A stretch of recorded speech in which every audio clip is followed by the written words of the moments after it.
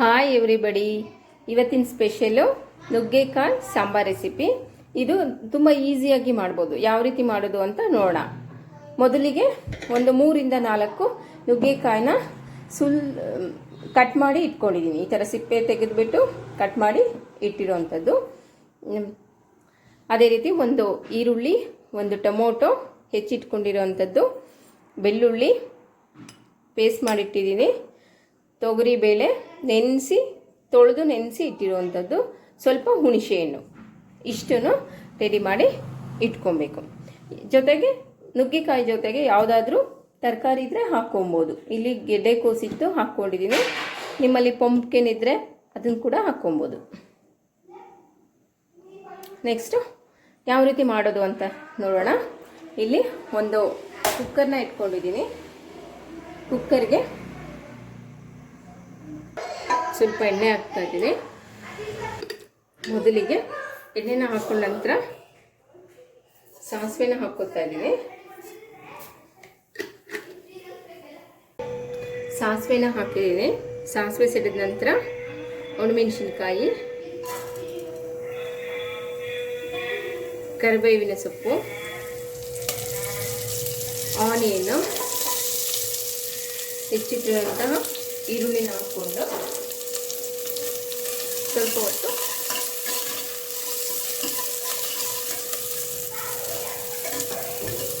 Fry ಮಾಡೋಣ.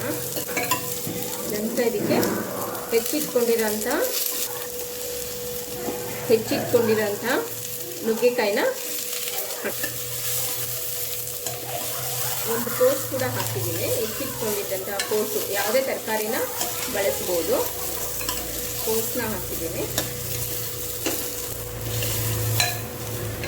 ಸ್ವಲ್ಪ ಹೊತ್ತು ಇದು ಫ್ರೈ ಆಗಬೇಕು. 1 ನಿಮಿಷ, 1-2 ನಿಮಿಷದಷ್ಟು ಫ್ರೈ ಆಗಲಿ. ಫ್ರೈ ಆದ ನಂತರ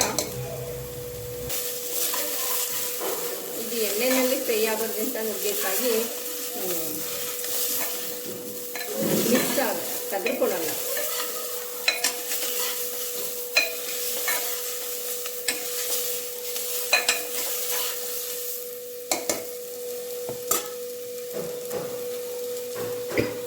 ನಂತರ ಟೊಮೊಟೊನ ಹಾಕ್ತಾ ಇದ್ದೀನಿ.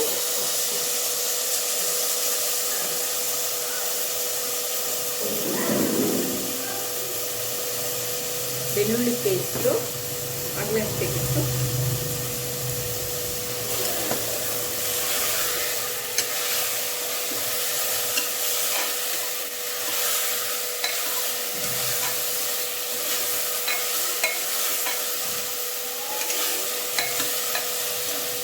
ಬೆಳ್ಳುಳ್ಳಿ ಪೇಸ್ಟ್ ನಂತರ ತೊಳೆದಿಟ್ಕೊಂಡಂಥ ತೊಗರಿಬೇಳೆನ ಹಾಕ್ತಾ ಇದ್ದೀನಿ.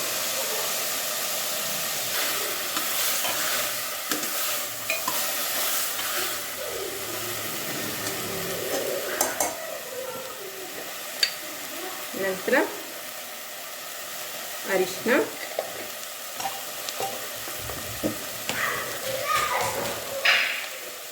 ಒಂದು ಸ್ಪೂನ್ ಖಾರದ ಪುಡಿ.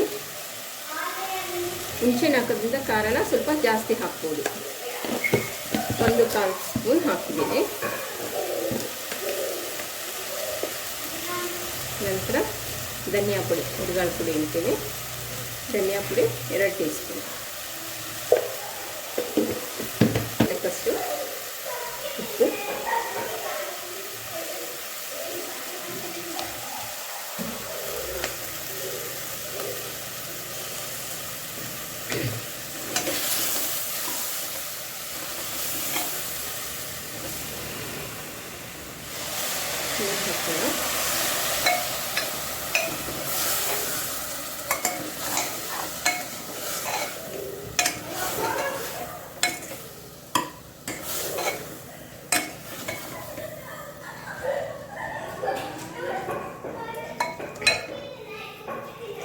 ನೀರನ್ನ ಹಾಕಿ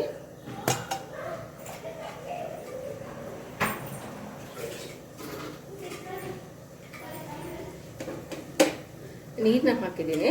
ನೀರನ್ನ ಹಾಕಿ ಬೇಕಂದ್ರೆ ನೋಡಿಕೊಂಡು ನೀರು ಹಾಕಿ, ಇಷ್ಟು ಬೇಕಷ್ಟು ನೋಡಿಕೊಂಡು ನೀರು ಹಾಕಿ ಇದ್ದೀನಿ.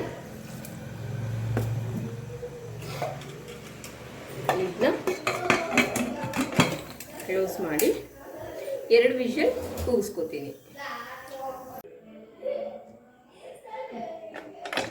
ಮೊದಲು ವಿಷಲ್ನ ರಿಮೂವ್ ಮಾಡಿ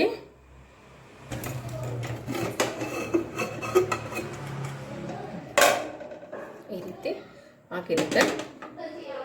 ಸೊ ಅದನ್ನು ನೆಕ್ಸ್ಟು ಒಂದು ಜಾರ್ನ ತಗೊಳ್ಳಿ, ಮಿಕ್ಸಿ ಜಾರ್ನ ತಗೊಂಡಿದ್ದೀನಿ. ಅದಕ್ಕೆ ಸ್ವಲ್ಪ ಕಾಯಿ ತುರಿ ಹಾಕ್ಕೊಂಡಿದ್ದೀನಿ. ಅದಕ್ಕೆ ಗಟ್ಟಿ ಬೇಕು ಅಂದರೆ ಕಡಲೆನ ಹಾಕ್ಕೊಬೋದು. 2 ಸ್ಪೂನ್ ಕಡಲೆನ ಹಾಕ್ಕೊಂಡಿದ್ದೀನಿ. ನಂತರ ಈ ಸಾಂಬಾರು ಏನಿದೆ, ಸಾಂಬಾರನ್ನ ಒಂದು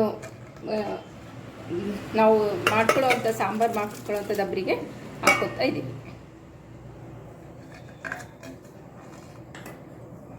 ನುಗ್ಗೆಕಾಯಿ ಏನಿದೆ, ನುಗ್ಗೆಕಾಯಿನ ಮುಟ್ಟಬೇಡಿ, ನಿಧಾನಕ್ಕೆ ಹೀಗೆ ಹಾಕ್ಕೊಳ್ಳಿ. ಈಗ ಬೆಂದಿರೋ ಅಂಥ 1 ಸ್ಪೂನಷ್ಟು ತೆಕ್ಕೊಂಡು ಇದಕ್ಕೆ ರುಬ್ಬಕ್ಕೆ ಹಾಕ್ಕೊಳ್ಳಿ. ಈರುಳ್ಳಿ, ಟೊಮೊಟೊ, ಬೇಳೆ ಎಲ್ಲವನ್ನು ಮಿಕ್ಸ್ ಹಾಕ್ಕೊಂಡು ರುಬ್ಕೊಂಬರೋಣ. ನೀರು ಬೇಕು ಅಂದರೆ ಇದ್ರದ್ದೇ ಹಾಕ್ಕೊಬೋದು. ಈ ರೀತಿ ಆಗುತ್ತೆ. ಇದನ್ನು ಮಿಕ್ಸಿಗೆ ಹಾಕ್ಕೊಂಬರೋಣ.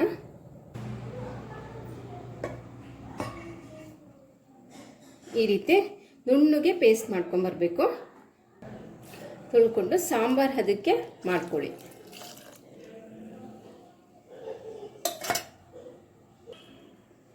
ಕುಕ್ಕರಲ್ಲಿ ಉಳಿದಿದ್ದಂಥದ್ದನ್ನು ತೊಳೆದು ಹಾಕೋತಾ ಇದ್ದೀನಿ.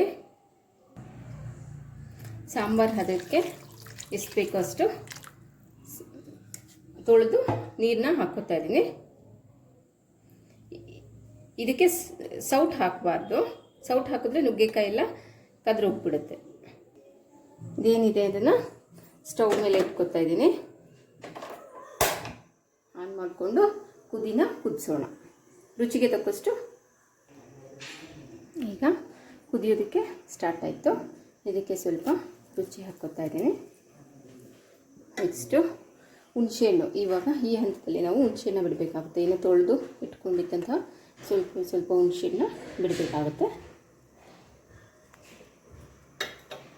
ತೊಳೆದು ಇಟ್ಕೊಂಡ ಹುಣಸೆಹಣ್ಣು ಬಿಟ್ಟು ಹಾಗೆಯೇ ಸೌಟ್ ಹಾಕಬಾರ್ದು, ಹಾಗೆಯೇ ಕುದೀಲಿ. ಒಂದು ಹುರಿನಲ್ಲಿ ಕುದ್ದು ಮಾಡಿದ್ರೆ ತುಂಬ ಚೆನ್ನಾಗಿರುತ್ತೆ. ಯಾವುದೇ ಸಾಂಬಾರು ಆಗಲಿ ಮೀಡಿಯಮ್ ಹುರಿನಲ್ಲೇ ಕುದಿಸಿದ್ರೆ ರುಚಿ ಟೇಸ್ಟ್ ಆಗಿರುತ್ತೆ ಅಂತ ಹೇಳ್ತಾರೆ.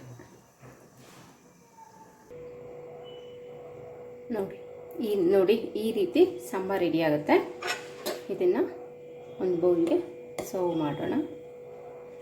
ನೋಡಿ, ಒಂದು ನುಗ್ಗೆಕಾಯಿ ಕೂಡ ಪೀಸ್ ಆಗಿರಲ್ಲ.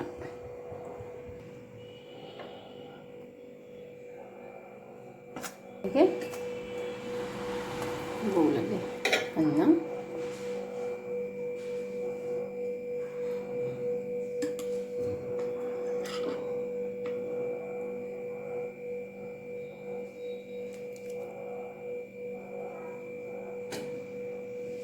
ಈ ರೀತಿ ಸರ್ವ್ ಮಾಡಿ. ಲೈಕ್ ಮಾಡಿ, ಶೇರ್ ಮಾಡಿ. ಈಸಿಯಾಗಿ ನುಗ್ಗೆಕಾಯಿ ಸಾಂಬಾರು